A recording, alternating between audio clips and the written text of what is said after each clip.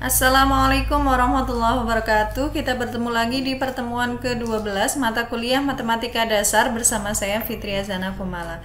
Hari ini kita akan membahas materi tentang kombinatorik ya. Dimana yang akan kita bahas adalah tentang permutasi. Dalam kehidupan sehari-hari, kita sering menemui pertanyaan berikut. Yang pertama, berapa banyak nomor plat mobil yang terdiri dari 4 angka dapat disusun dengan angka yang tidak boleh berulang? Atau yang kedua, di sini, pada suatu daerah yang mempunyai 1.285.000 kendaraan bermotor, bagaimana cara yang paling efisien untuk memilih huruf dan angka dalam menyusun nomor platnya? Nah, masalah yang kita temui dalam kehidupan sehari-hari ini bisa kita selesaikan dengan menggunakan konsep kombinatorik ya.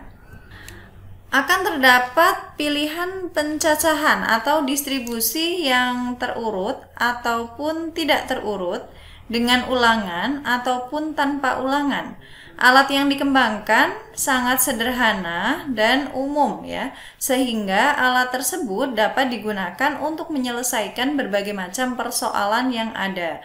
Bagian yang paling sulit dalam menyelesaikan persoalan pencacahan adalah dalam pemilihan metode atau asas pencacahan dan bagaimana metode tersebut diterapkan. Selanjutnya akan kita bahas tentang prinsip pencacahan. Di sini prinsip ini dibagi menjadi dua, yaitu yang pertama adalah prinsip penjumlahan. Prinsip penjumlahan menyatakan bahwa bila operasi pertama dapat dilakukan dengan M cara dan operasi kedua dengan N cara, maka operasi pertama atau operasi kedua dapat dilakukan dalam M plus N cara. Jadi di sini kata kuncinya adalah atau, tinggal kita jumlahkan saja ya cara pertama dan cara kedua ya. Untuk prinsip yang kedua adalah prinsip perkalian. Prinsip perkalian menyatakan bahwa bila suatu operasi dapat dilakukan dengan M cara dan operasi lain dapat dilakukan dengan N cara, maka kedua operasi tersebut dapat dikerjakan secara bersama-sama dalam M dikali N cara. Di sini kata kuncinya adalah dan ya. Tinggal kita kalikan saja cara yang pertama dengan cara yang kedua. Kita lihat contohnya. Seorang mahasiswa akan membeli sebuah sepeda motor. Tersedia dua merek yaitu Yamaha dan Honda. Untuk sepeda motor merek Yamaha di sini terdapat 5 jenis pilihan. Sedangkan untuk sepeda motor merek Honda terdapat 4 jenis pilihan, sehingga mahasiswa tersebut mempunyai pilihan sebanyak 5 ditambah 4, yaitu 9 jenis sepeda motor yang dapat dipilih. Untuk contoh yang selanjutnya, di sini misalkan ada suatu organisasi yang mempunyai 12 orang anggota yang akan memilih ketua dan wakil ketuanya. Karena ada 12 cara pemilihan operasi pertama, yaitu memilih ketua, dan 11 cara memilih wakil ketua, maka akan terdapat 12 kali 11, yaitu 132 cara pemilihan pengurus. Yang selanjutnya akan kita bahas tentang generalisasi prinsip penjumlahan dan perkalian. Bila operasi ke I dari K operasi dapat dilakukan dengan MI cara, maka salah satu dari operasi K tersebut dapat dilakukan dengan M1 ditambah M2 ditambah dan seterusnya sampai MK cara. Bila operasi pertama dapat dilakukan dengan M1 cara, operasi kedua dengan M2 cara, dan operasi ke K dapat dilakukan dengan MK cara, maka di sini deretan K operasi tersebut dapat dikerjakan dengan M1 dikalikan M2 dikalikan dan seterusnya sampai MK cara. Di sini kita perhatikan bahwa prinsip perkalian itu berlaku untuk keadaan di mana seseorang melakukan beberapa operasi secara berturut-turut. Untuk keadaan di mana kita hanya memilih satu operasi dari K operasi yang ada, di sini prinsip penjumlahanlah yang digunakan. Kita lihat contohnya. Suatu organisasi yang mempunyai 12 anggota akan memilih ketua, wakil ketua, sekretaris, dan bendahara. Ada berapa cara pemilihan pengurus organisasi tersebut? Di sini penyelesaiannya saya tuliskan secara singkat ya. Karena ada 12 cara memilih ketua yaitu operasi pertama, 11 cara memilih wakil ketua yaitu operasi kedua, 10 cara memilih sekretaris yaitu operasi ketiga, dan 9 cara memilih bendahara yaitu operasi keempat, maka di sini akan terdapat 12 dikali 11 dikali 10 dikali 9 yaitu 11.880 cara untuk melakukan pemilihan pengurus. Kita lihat contohnya, suatu label identifikasi untuk program komputer terdiri dari satu huruf yang diikuti oleh 3 angka. Bila diperbolehkan adanya ulangan angka, ada berapa banyak label identifikasi yang dapat dibuat? Di sini penyelesaiannya, terdapat 26 kemungkinan untuk huruf permulaan. Karena tadi di sini label identifikasi tersebut terdiri atas satu huruf dan diikuti oleh 3 angka. Sehingga akan ada 26 kemungkinan untuk huruf permulaan yaitu dari A sampai Z. Dan di sini terdapat 10 kemungkinan untuk setiap angka berikutnya ya. Karena akan ada angka 0 sampai 9, jadi ada 10 kemungkinan untuk setiap angkanya ya.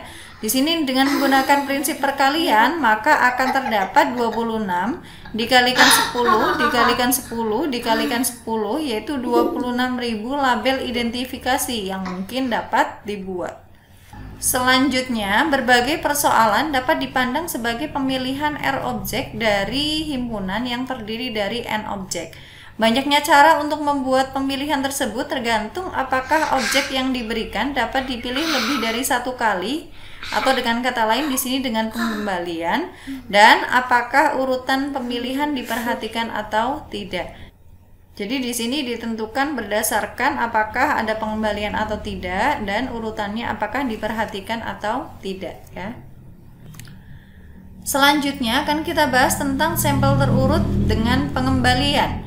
Pemilihan terurut R elemen dari suatu himpunan S yang terdiri dari N elemen dengan pengembalian adalah N pangkat R. Kita lihat contohnya. Suatu kesebelasan sepak bola menggunakan kostum dengan menggunakan pasangan angka. Ada berapa macam kostum yang dapat dibuat? Di sini penyelesaiannya akan dipilih sampel ya yang terdiri dari 2 angka dari 10 angka yaitu 0, 1, 2 dan seterusnya sampai 9 yang mungkin. Sehingga di sini akan terdapat 10 pangkat 2 yaitu 100 kostum yang dapat dibuat ya. Untuk contoh yang lain, ada berapa kata yang terdiri atas 5 huruf yang dapat disusun dengan menggunakan 26 huruf yang ada?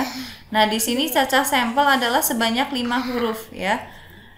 Yang diambil dari himpunan dengan anggota sebanyak 26 huruf karena dari A sampai Z itu ada 26 huruf ya. Sehingga di sini akan terdapat 26 pangkat 5 yaitu 11.881.376 kata yang terdiri atas 5 huruf yang dapat disusun dengan menggunakan 26 huruf yang ada. Selanjutnya di sini untuk sampel terurut tanpa pengembalian ya. Ada sampel R ya yang disebut sebagai permutasi R dari suatu himpunan S yang terdiri atas N elemen. Cacah permutasi R tersebut dari suatu himpunan S yang terdiri dari N elemen adalah di sini kita tuliskan NR ini sama dengan perkalian antara N dikali N dikurangi 1 dan seterusnya sampai N dikurangi R ditambah 1. Jika R-nya kecil, maka rumus tersebut dapat digunakan dengan mudah ya. Akan tapi di sini jika R-nya besar, maka NR akan lebih mudah dinyatakan dalam notasi faktorial. Sehingga di sini jika N adalah bilangan bulat positif, maka N faktorial ya, dibaca N faktorial, ini ada tanda seru, sehingga ini dibaca N faktorial. Itu didefinisikan sebagai N faktorial sama dengan N dikali N dikurangi 1 dan seterusnya dikalikan dengan 2 dikalikan 1. Jadi perkalian antara bilangan bulat tersebut ya, menurun ke bawah sampai 1 ya. Di sini kita perhatikan bahwa N faktorial adalah N dikali N dikurangi 1 dikali dan seterusnya sampai 2 dikali 1. Atau kita bisa tulis di sini N dikali n dikurangi 1 faktorial ya. Jadi n min 1 faktorial itu adalah n dikurangi 1 ya, n dikurangi 2 dan seterusnya sampai 1 ya. Di sini kita lihat jika kita akan cari n dikurangi 1 faktorial, maka hasilnya adalah n faktorial dibagi dengan n. Seperti ini ya. Selanjutnya akan kita bahas tentang sampel terurut tanpa pengembalian. Dengan menggunakan notasi faktorial, maka di sini kita bisa tuliskan nr ini sebagai n dikali n dikurangi 1 dikali n dikurangi 2 dan seterusnya sampai 1 dibagi dengan n dikurangi r dikali dan seterusnya sampai 1. Ini untuk r lebih kecil daripada n ya. Jadi nr tersebut jika kita tuliskan dalam notasi faktorial itu sebagai n faktorial dibagi n dikurangi r faktorial. Sekarang bagaimana jika n sama dengan r ya? Di sini jika n tersebut sama dengan r, maka nn ini dituliskan sebagai n faktorial dibagi n dikurangi n faktorial. Karena n dikurangi n ini sama dengan 0 ya, maka di sini kita tuliskan n faktorial dibagi 0 faktorial. 0 faktorial hasilnya adalah 1, sehingga di sini kita tuliskan n faktorial dibagi 1. Hasilnya adalah n faktorial. Kita lihat contohnya, jika tidak diperbolehkan adanya ulangan. Yang pertama, berapa cacah bilangan yang dapat disusun dari 3 angka yang dapat diambil dari angka-angka 2, 3, 5, 6, 7, dan 9. Yang kedua, dari bilangan-bilangan pada poin A tersebut, berapa yang kurang dari 400? Yang C, dari bilangan-bilangan pada poin A, berapa yang genap dan berapa yang ganjil? Yang D, dari bilangan-bilangan pada poin A, berapa yang merupakan kelipatan 5? Kita lihat penyelesaian dari soal tersebut. Dalam setiap kasus, gambar 3 kotak untuk menyajikan sebarang bilangan yang kemudian ditulis dalam kotak tersebut cacah angka yang dapat ditempatkan di sana. Untuk yang pertama, akan dicari berapa cacah bilangan yang dapat disusun dari 3 angka yang diambil dari angka 2, 3, 5, 6, 7, dan 9. Kita gambarkan dulu 3 kotak ya, yang kemudian kita isi dengan banyaknya kemungkinan yang dapat kita gunakan ya. Di sini ada 6 angka, sehingga yang paling kiri di sini kita tulis angka 6. Dan karena di sini tidak bisa kita gunakan lagi ya tanpa pengulangan, maka di sini karena 1 bilangan sudah dipakai ya, sehingga sisanya adalah 5. Dan karena 1 dipakai lagi ya, berarti di sini sisanya adalah 4. Jadi kotak di sebelah kiri ini diisi dengan 6 cara ya, atau 6 kemungkinan, yaitu 2, 3, 5, 6, 7, dan 9. Kotak di tengah ini 5 cara ya, karena tidak boleh berulang. Dan kotak yang paling kanan di sini 4 cara, sehingga banyaknya bilangan yang dapat disusun dari 3 angka yang diambil dari angka-angka 2, 3, 5, 6, 7, dan 9 tersebut adalah, tinggal kita kalikan saja nih cara atau kemungkinan yang ada di dalam kotak. Di sini 6 dikalikan dengan 5 dikalikan dengan 4, hasilnya adalah 120.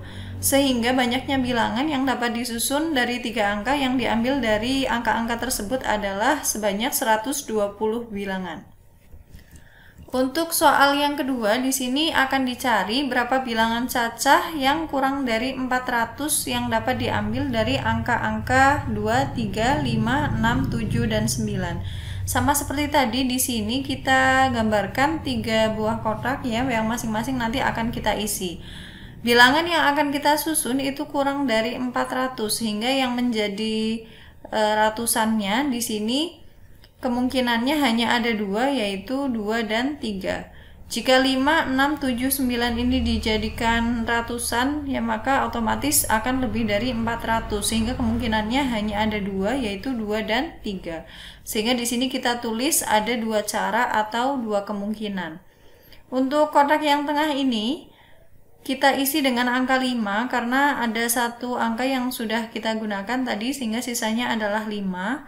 Dan yang paling kanan di sini kita isi dengan 4 ya, karena ada 4 cara atau 4 kemungkinan bilangan yang dapat kita pakai. Sehingga banyaknya bilangan yang kurang dari 400 yang diambil dari angka-angka 2, 3, 5, 6, 7, dan 9 tersebut tinggal kita kalikan saja ya, berarti 2 kali 5 kali 4, hasilnya adalah 40. Sehingga ada 40 bilangan yang kurang dari 400 yang dapat diambil dari angka-angka 2, 3, 5, 6, 7, dan 9. Untuk soal yang ketiga di sini kita akan cari berapakah banyaknya bilangan genap dan yang ganjil. Pertama kita akan cari dulu berapakah sisa bilangan yang genap yang dapat diambil dari angka-angka 2, 3, 5, 6, 7, dan 9. Di sini kita perhatikan bahwa bilangan genap yang dapat dibentuk dari angka-angka tersebut itu harus berakhir dengan angka 2 atau 6. Karena di sini bilangan genap yang terdapat dalam ke-6 bilangan ini adalah 2 dan 6 dan sisanya adalah bilangan ganjil. Sehingga di sini di kotak yang paling kanan kita isi dengan angka 2 karena ada dua cara atau dua kemungkinan untuk mengisi satuannya ya, yaitu angka 2 dan 6. Selanjutnya di sini untuk yang paling depan di sini bebas ya, sehingga kita bisa gunakan 5 bilangan yang lain. Dan di sini yang tengah sisanya, berarti ada 4 cara. Jadi banyaknya bilangan genap yang dapat diambil dari angka-angka 2, 3, 5, 6, 7, dan 9 adalah, tinggal kita kalikan saja, 5 kali 4 kali 2, hasilnya adalah 40. Sehingga ada 40 bilangan genap yang dapat diambil dari angka-angka tersebut. Selanjutnya di sini kita akan cari berapa cacah bilangan ganjil yang dapat diambil dari angka-angka tersebut. Kita perhatikan bahwa bilangan ganjil yang dapat dibentuk dari angka tersebut harus berakhir dengan angka 3, 5, 7, ataupun 9 ya, yang merupakan bilangan ganjil pada angka-angka tersebut. Sehingga kotak yang terakhir atau yang paling kanan itu dapat kita isi dengan 4 cara atau 4 kemungkinan ya, sehingga di sini kita tulis 4. Untuk kotak yang paling kiri di sini karena sudah ada satu angka yang kita gunakan, maka sisanya adalah 5. Dan karena sudah ada yang kita gunakan satu di sini ya, maka sisanya adalah 4. Sehingga di sini kesimpulannya banyaknya bilangan ganjil yang dapat diambil dari angka-angka 2, 3, 5, 6, 7, 9 adalah 5 kali 4 kali 4, yaitu 80 bilangan ganjil. Untuk penyelesaian soal yang D, di sini kita akan cari berapa banyak bilangan yang merupakan kelipatan 5 yang dapat diambil dari angka-angka tersebut ya. Di sini kita lihat karena bilangan yang dicari adalah kelipatan 5, maka bilangan tersebut harus berakhir dengan angka 5. Di sini bilangan yang merupakan kelipatan dari 5 hanya ada satu, yaitu 5, sehingga di sini hanya ada satu kemungkinan. Kita tuliskan 1. Karena sudah ada satu yang dipakai, maka di sini sisanya adalah 5. Dan yang sebelah tengah ini sisanya adalah 4 ya. Sehingga di sini banyaknya bilangan yang merupakan kelipatan 5 yang dapat diambil dari angka-angka 2, 3, 5, 6, 7, dan 9 adalah perkalian antara 5, 4, dan 1. Yaitu terdapat 20 bilangan kelipatan 5. Contoh yang selanjutnya di sini diberikan 5 huruf yaitu A, B, C, D, dan E. Cacah kata yang terdiri dari 4 huruf yang dapat dibentuk adalah di sini 5 faktorial dibagi dengan 5 dikurangi 4 faktorial.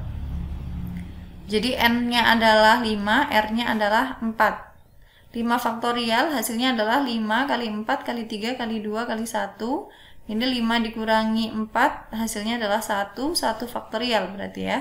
5 kali 4 itu 20, 20 kali 3, 60, 60 kali 2, 120 kali 1, 120 ya. 1 faktorial hasilnya adalah 1, sehingga di sini 120 dibagi 1 hasilnya adalah 120.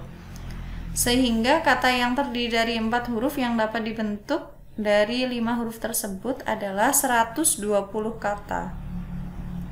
Selanjutnya akan kita bahas tentang permutasi siklik atau melingkar.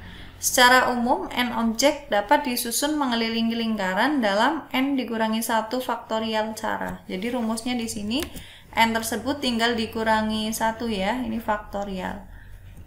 Sebagai contoh di sini, dalam berapa cara 7 orang dapat duduk bila yang A, mereka duduk dalam satu deretan yang memuat 7 kursi.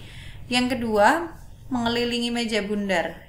Bagaimana penyelesaiannya? Di sini yang A, banyaknya 7 orang tersebut dapat duduk bila mereka duduk dalam satu deretan yang memuat 7 kursi. Di sini berarti 7 diambil dari 7 ya. Hasilnya adalah 7 faktorial dibagi 7 dikurangi 7 faktorial. Jadi n-nya adalah 7, r-nya juga 7. 7 faktorial dibagi 7 kurangi 7 yaitu 0 ya, sehingga di sini 0 faktorial. 7 faktorial dibagi 0 faktorial adalah 1. 7 faktorial bisa dituliskan sebagai 7 kali 6 kali 5 kali 4 kali 3 kali 2 kali 1. Hasilnya adalah 5040 cara. Untuk yang B di sini banyaknya 7 orang tersebut dapat duduk jika mengelilingi meja bundar. Ini berarti permutasi siklik ya. Rumusnya adalah n dikurangi 1 faktorial. N-nya adalah 7, 7 dikurangi 1 faktorial, maka hasilnya adalah 6 faktorial. 6 faktorial tersebut sama dengan 6 kali 5 kali 4 kali 3 kali 2 kali 1, yaitu 720 cara. Jadi banyaknya cara 7 orang tersebut dapat duduk jika mengelilingi meja bundar adalah 720 cara. Selanjutnya akan kita bahas tentang permutasi dengan ulangan. Dalam banyak hal kita ingin mengetahui cara permutasi objek di mana beberapa di antaranya itu ada yang sama.